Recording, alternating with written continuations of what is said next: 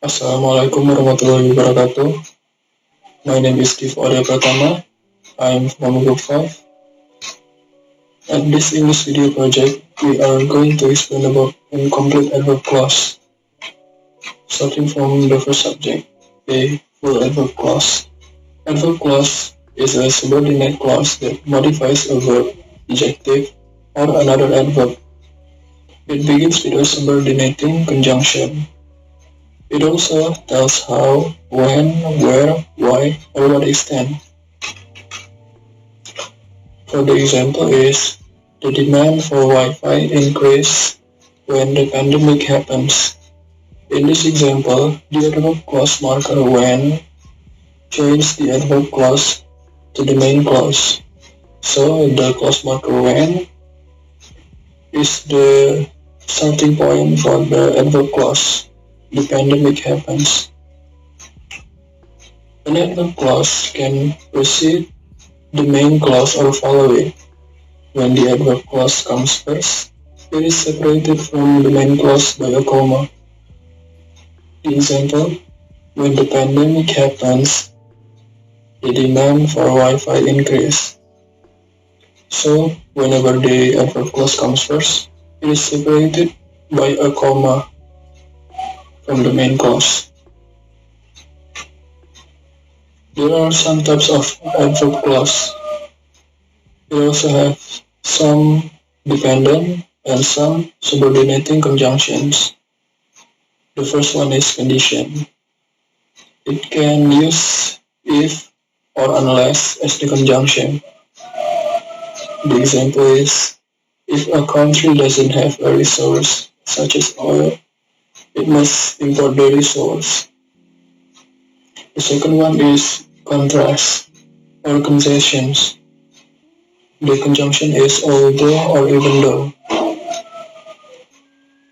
The example is, sometimes imported goods are very inexpensive, even though they are taxed. The third one is purpose. It using so that countries often tax imports so that they can protect national industries. The fourth is reason. It is using because. Some imported goods are very expensive because the taxes on them are high. The fifth is time. It can be present or unspecified. It used after, before, until, and since. Look at the first example. After I complete this project, I am going to take a long vacation. It used after as the adverb clause marker. The second one is, it will be a week before I complete it. It will be a week before I complete it. Do you see any adverb clause in it? After, before, until, or since? No. But the condition meets for the sentence to be concluded with adverb clause. The third one is, I can live until I finish everything. It's same as the second example. It doesn't have any conjunction from this one. 1, 2, 3, 4, 5, and the sixth is future time. It uses when, whenever, while, or as. The example, when I plan a trip, I always get as much information as possible. It uses when as the adverb clause marker. And the second example is, I ask a lot of questions when I visit the travel agent. We also use when as the adverb clause marker. In some cases, any part of the adverb clause will whether if it is the marker, the subject, the verb, and so on can be missing. Some adverb clause. Some sentence that contains adverb clause can also doesn't have the marker, the subject, the verb, or anything else. Like this. It will be a week before I complete it. It doesn't have any adverb clause marker, but the sentence is an adverb clause. So, in some cases, any part of the adverb clause can be missing, but still, it is an adverb clause. I think that's all from the first subject. Thank you very much for your attention. You can continue to watch the second subject. Okay, let me introduce myself. My name is Yahdi Rangsi Albaki, and I would like propose about clause markers with ever. Clause markers with ever is a part of incomplete adverb clause.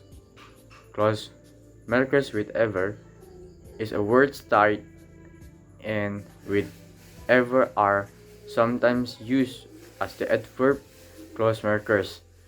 In some sentences, these words are actually non-clause. They're actually non-clause markers, but they are seldom used that way in structure items. Jadi, kata yang diakhiri dengan ever terkadang digunakan sebagai penanda klausa keterangan dalam beberapa kalimat. Kata-kata ini sebenarnya adalah penanda kata benda klausa, tetapi jarang digunakan dalam struktur. Kali ini saya akan menjelaskan mengenai 3 kata, yaitu whatever, whenever, and however. In the first is whatever. Dalam bahasa Indonesia yaitu apapun. Maknanya bisa dikatakan juga serupa dengan anything. Formulanya yaitu whatever plus subject plus adverb. This word can also in the beginning sentence or in the middle or the sentence to function in the subject and verb. Example: whatever you say to me, I do not care. 2. Yaitu Randy is so smart, so whatever I teach, he understand them well. Dan yang ketiga yaitu Santi always support me, whatever I will do. Contoh yang kedua yaitu wherever. Dalam bahasa Indonesia bisa juga dikatakan kapanpun dengan formula whenever plus subject plus adverb. The word whenever can be used as an adverb of time, then is not knowing. Whenever can relate in the first sentences or middle sentence. Example: you can call me whenever you need me. 2. Whenever you will come, I always in the house. Dan yang ketiga yaitu however. Dalam bahasa Indonesia, however memiliki pengertian yaitu bagaimanapun. The formula from however is subject plus noun plus verb. Dan yang kedua yaitu however plus subject plus verb. Dan yang ketiga yaitu however plus noun plus subject plus verb. However ini juga digunakan sama seperti anything ataupun anyway. Okay, that's all for me. Thank you for attention. Thank you. Wassalamualaikum warahmatullahi wabarakatuh. Assalamualaikum warahmatullahi wabarakatuh. Okay, my name is Rido. Be pleased to this opportunity. In this moment, I'm going to present about what is reduction adverb clauses. What we're supposed to know. Adverbial clauses of time and reason can be reduced to adverb phrases without any change in meaning, but you have to observe the following. Jadi itu artinya, klausa adverbia itu dapat diubah menjadi frasa adverbia tanpa mengubah arti yang sesungguhnya. Tetapi, itu mempunyai persyaratan, yaitu the subject of both clauses must be the same. Subjeknya haruslah sama, otherwise reduction is not possible. The subject of the depend clauses and the be form of the verb are always deleted. If there is no be form of a verb, the verb form is changed to verb ing form or verb id form. Retaining the conjunction is sometimes optional in time clauses. For examples, while I was walking to class, I ran into an old friend. Berubah menjadi while walking to class, I ran into an old friend. Di sini, kedua klausa mempunyai subjek yang sama, yaitu I. Di perubahannya, while walking to class, di sini I was-nya hilang, karena untuk mereduksi klausa tersebut ke frasa. Itulah tujuan dari reduction adverb clauses. Kita pindah ke contoh yang selanjutnya. Before we left for work, we ate breakfast. Berubah menjadi before leaving for work, we ate breakfast. Di sini tetap mempunyai subjek yang sama, yaitu we. Di perubahannya, before leaving for work, di sini we left-nya hilang, berubah menjadi leaving. Perubahannya ini di akhir katanya. Kita pindah ke contoh selanjutnya. While Anna sitting in class, she fell asleep. Berubah menjadi while sitting in class, Anna fell asleep. Di sini tetap mempunyai subjek yang sama. Walaupun di situ terdapat she, tetapi Anna dan she adalah sama. Di perubahannya, while sitting in class, Anna fell asleep. While sitting, Ananya hilang. Biasa. Kita pindah ke contoh selanjutnya. Di sini, saya mempunyai contoh yang salah. Yaitu, while the teacher was teaching in class, I fell asleep. Kenapa salah? Karena di sini tidak ada subjek yang sama. The teacher dan I adalah berbeda. Kita pindah ke contoh selanjutnya. While watching TV last night, the phone rang. Kenapa salah? Karena di sini tidak terdapat subjek. Subjeknya tidak jelas. Sekian presentasi dari saya. Assalamualaikum warahmatullahi wabarakatuh. Oke, saya akan melanjutkan menjelaskan materi yang berjudul Incomplete Adverb Clause yang telah dijelaskan oleh teman-teman saya. Di sini saya kebagian materi berjudul Prepositional Phrase with the same meaning as adverb clause. Sebelum itu, saya akan mengartikan satu persatu kata dari judul tersebut. Pertama, prepositional atau kata depan, atau yang sering kita lihat seperti in, at, on. Yang kedua, phrase. Phrase adalah kumpulan kata yang tidak mengandung subjek plus verb. Yang ketiga, adverb clause atau klausa yang digunakan sebagai kata keterangan. Saya juga mengartikan judul tersebut, yaitu Prepositional phrase with the same meaning as adverb itu adalah frasa preposisi dengan makna yang sama dengan klausanya. Maksud dari arti tersebut adalah ada preposisi tertentu yang pada dasarnya memiliki arti yang sama seperti adverb atau kata keterangan. Tetapi bedanya, preposisi ini digunakan sebelum kata benda dan adverb biasanya setelah kata benda. Contoh dari preposisi adalah 1. Because of, yang relate make terhadap because and since. Yang kedua, due to, yang relate make terhadap because and since juga. ketiga, a negation of, yang relate make terhadap because and since. Yang keempat, in spite of, yang relate make terhadap although dan even though. Yang kelima, despite, yang relate make terhadap although dan even though.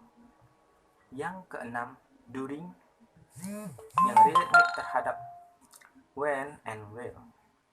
Saya akan memberikan beberapa contoh kalimat prepositional phrase adverb kepada kalian.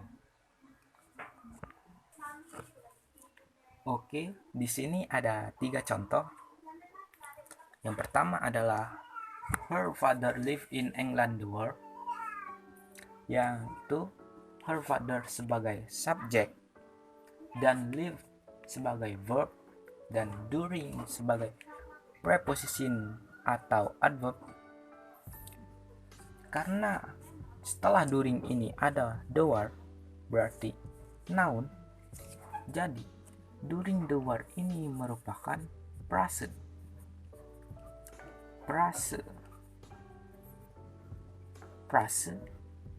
preposition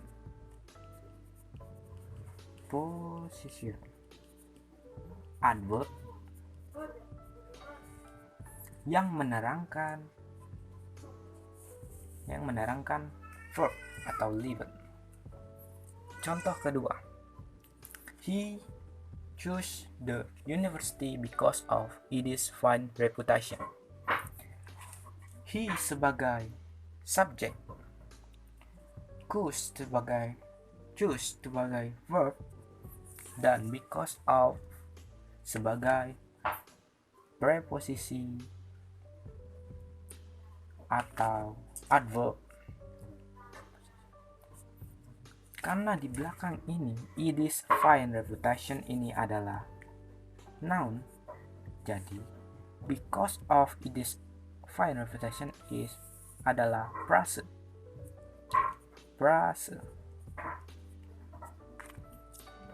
preposition adverb yang menjelaskan kata choose. Yang ketiga, he enjoys motorcycle riding in spite of the danger. He sebagai subjek, enjoy sebagai verb, dan in spite sebagai preposition atau adverb. Karena di belakangnya ini adalah noun sama seperti yang tadi, ini in spite of the danger adalah menjadi frase dan menjelaskan enjoy.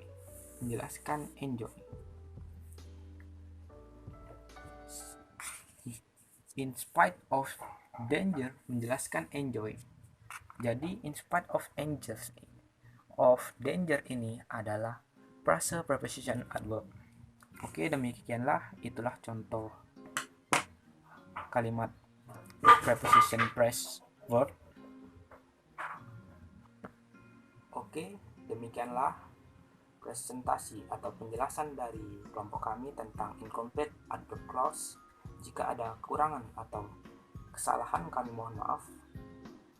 Saya akhiri. Wassalamualaikum warahmatullahi wabarakatuh.